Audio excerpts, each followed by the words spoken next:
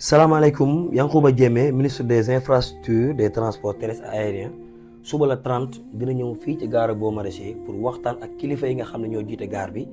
ñu xool naka la ñu mën a joxantee loxo pour yombal ñi nga xam ne dañuy dem tabaski ji ñu mën a dem ci anam bu mu gën a yombee. donc suba incha allahu rabbi à partir de 8h30 ministre dina fa ñëw ñu xool naka la ñuy waxtaanee pour fixer prix yi nga xam ne du am yokk du am wàññi lépp dañ koy waxtaanee avant dara. yéen ñi nga xam ne yéen ay voyageurs yi bu leen am jàqare parce que ren ci kartanu yàlla ak ndimbalam oto du manqué ndax Mita teg na 8 gaar yoo xamante ni yëpp dina fa séddale ay oto lu ci mel ni Dakar Dem Dikk dinañu indi lépp luy bus tas ko ci 8 gaar yi nga xamante ni foofu ngeen war a déparé lu ci mel ni bus yoonu jàmm ñoom it dinañ indi 200 bus tas ko ci 8 gaar yi nga xamante ni moom ngeen a déparé ak waa union des routiers ñoom aussi dinañ indi seen bus lu toll ci 200 bus tas ko ci 8 départ yi donc bu leen am njàqare di ngeen voyage ci kàttanu yàlla ci voyage bu am sécurité gaar yi ma wax yëpp nag dina am police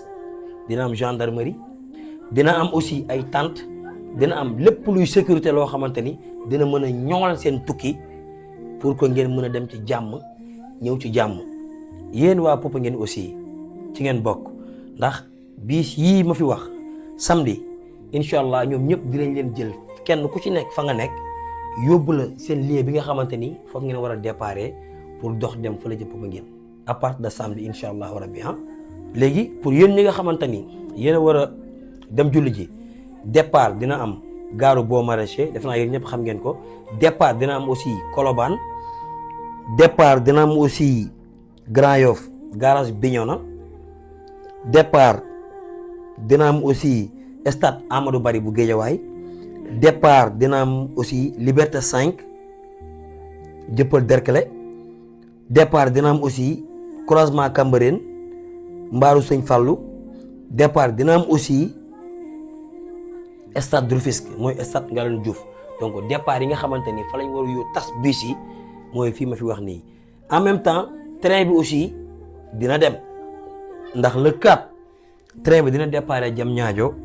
à partir de 13h jëm Mbacké dina départ aussi 15h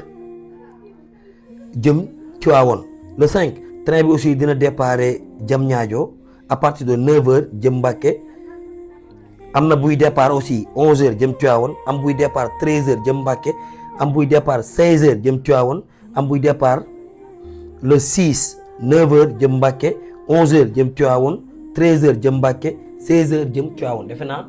leer na yii mooy départ yi quoi. et fi may tëggee vidéo bi nag mooy ñi ngi ñaan képp koo xam ne chef de gare nga bokk ci région yii may waaj a wax